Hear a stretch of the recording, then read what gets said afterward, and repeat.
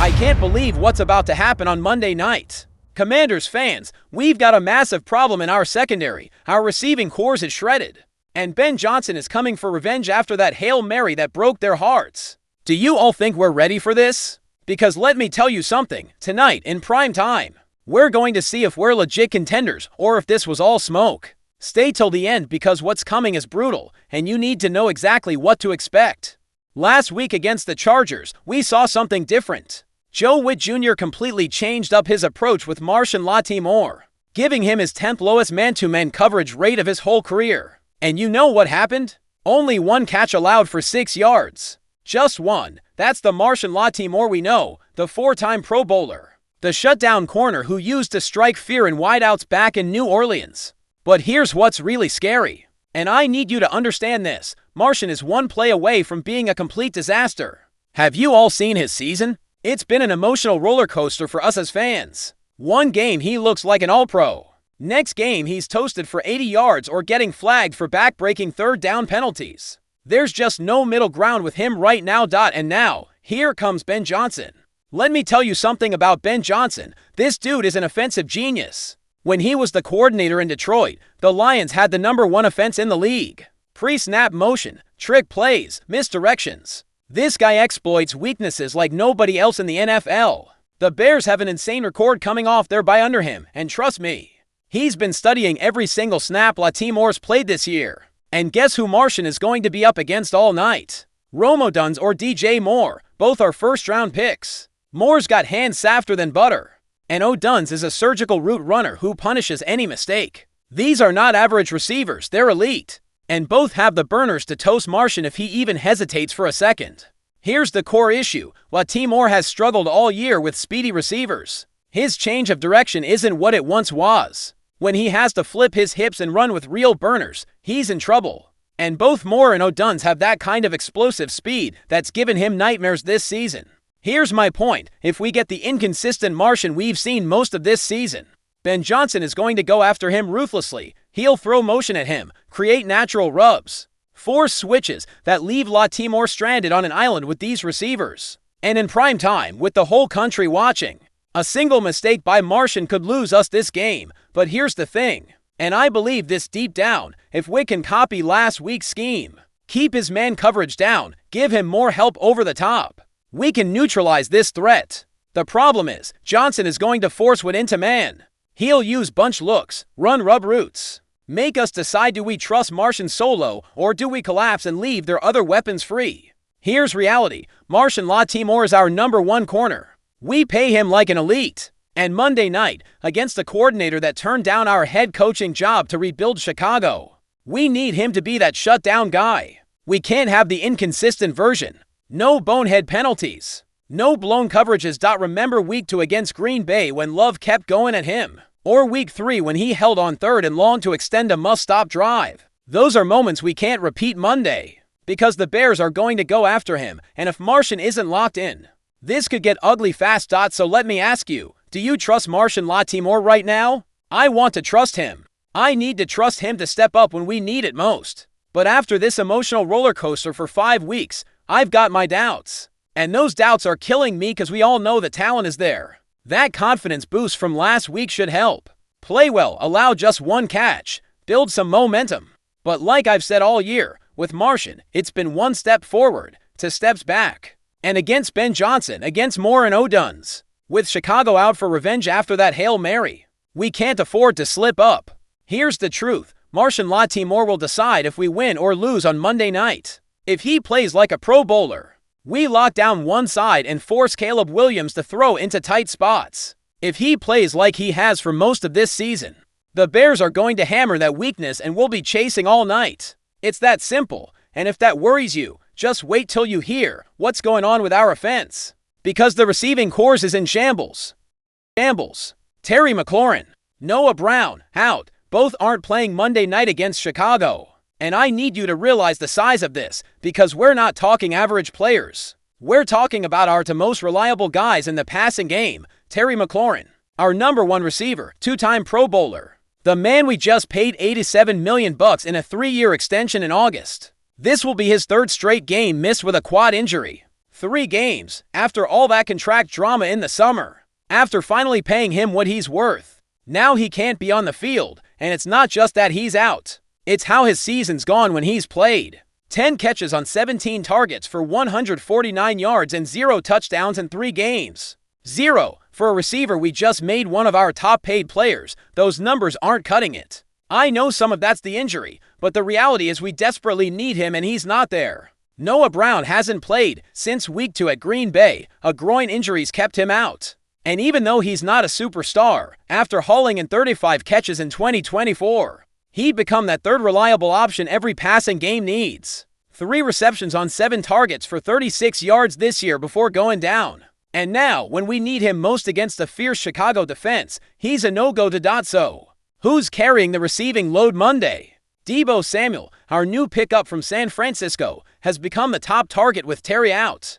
And let me tell you, Deebo's been solid. He's stepped up when we needed it. The problem? He's not Terry McLaurin. He's not that precise route technician. That consistent separator who can beat you at any level of the field. Luke McCaffrey, Christian's kid brother, is next up behind Brown on the depth chart, but he had that 50-yard grab against the Chargers last week that saved our bacon. Only 7 catches this year, but averaging nearly 21 yards a grab with 2 scores. That's explosive when he gets the ball. The question, can he be that reliable number to all game? Here's my real concern, and I need you to get this. The Bears know we're short-handed. They'll stack the box, force Jaden Daniels to win with his arm, and bet that without Terry and Noah, we don't have enough steady weapons to move the ball through the air. When I look at our receiver group for Monday, I see potential, but I also see inconsistency. Samuel can be dynamic but can also disappear. McCaffrey can break one but also drop a crucial ball. Diami Brown and Byron Pringle have to step up. Are they ready for that primetime moment? Fact is, we're going to have to get creative. Cliff Kingsbury needs to dial up plays to put these guys in position to win, without needing pure separation. Screens, slants, quick game. Let Jaden use his legs on designed runs to free up the passing game.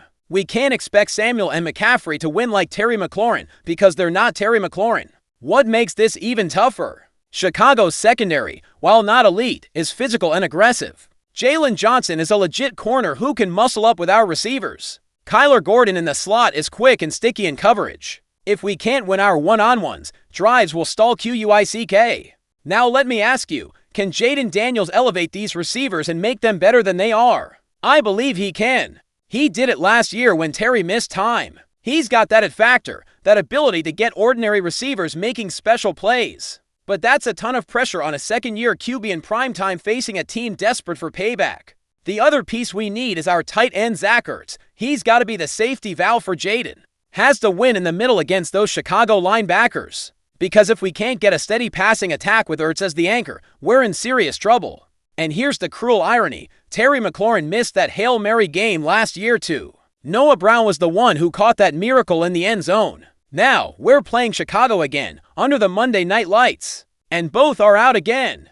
It's like history repeating, only I'm not sure we have that same magic this time. What I do know is this. Brian Robinson Jr. and our run game need to carry even more weight. If we can't count on our passing offense to move the chains, then we have to control the clock, keep the Bears' defense honest, and not put Jaden in third and long where Chicago can just pin their ears back and rush. Monday's reality, we're going to have to win different. Not with superior receiver talent, but with scheme, creativity, and Jaden Daniels working his magic. Can it work? Absolutely. Is it ideal? Not even close. But it's the hand we've been dealt, so now we play it, and if you thought we were done, let me remind you why this game means everything for Chicago. Everything for Chicago. Jaden Daniels says he's not thinking about last year's Hail Mary, that it doesn't matter now. That it's a new game, a new season.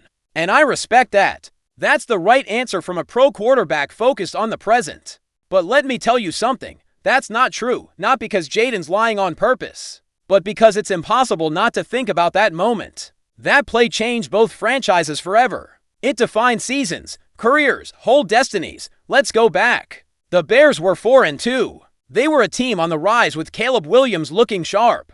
They were one play away from 5-2 with real playoff hopes. The defense had played tough all day. They just had to defend a Hail Mary, something that almost never works in the NFL. And then it happened. Jaden Daniels, rolling out, dodging the rush, launches at 65 yards while getting drilled. The ball hung.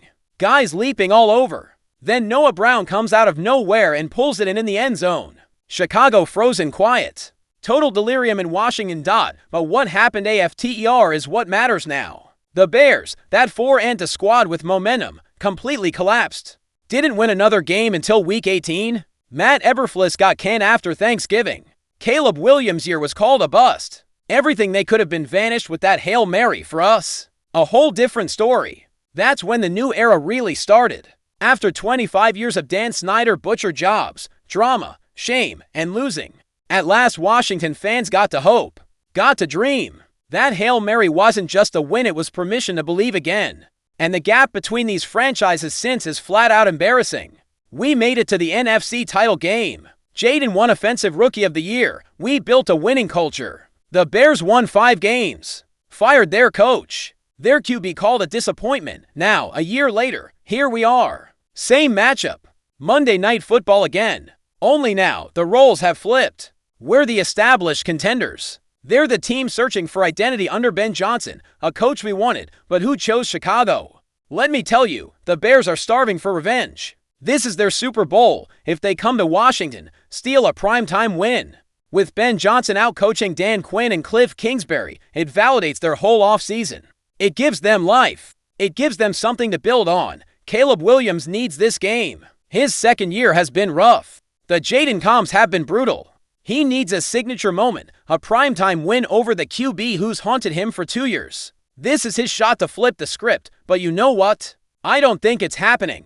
Here's why.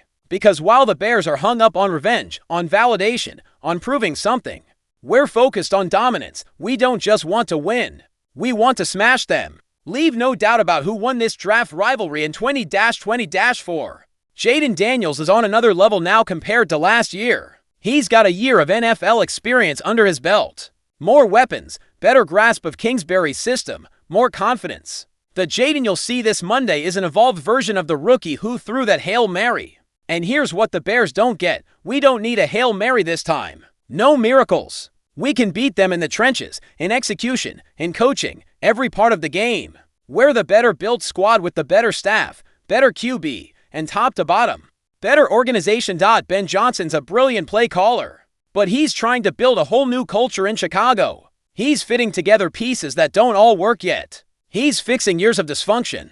The Bears have looked better these last 2 weeks, but they're still a work in progress. We're not a work in progress. We're a finished product. Dan Quinn's built something special here. The mindset, the toughness, the next man up mentality, all in place. When you've got that, you can overcome injuries to guys like Terry or Noah. You can overcome things like Lattimore's up and down play.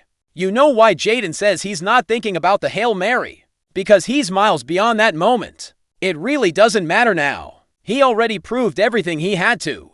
He already won big as a rookie. Now he's chasing bigger things, deep playoff runs, championships, legacy. The Bears, they are thinking about the Hail Mary. How could they not? That play wrecked their whole year. Got their coach fired. Was the symbol of all that went wrong. They can't let it go because it still haunts them. That's the difference between a winner and a pretender. Winners look forward.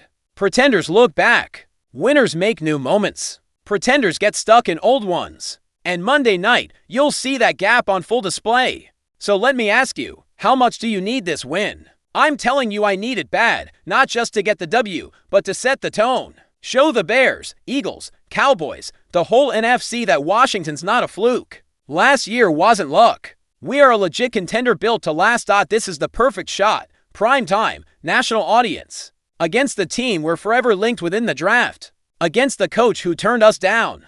Against the QB always compared to our own.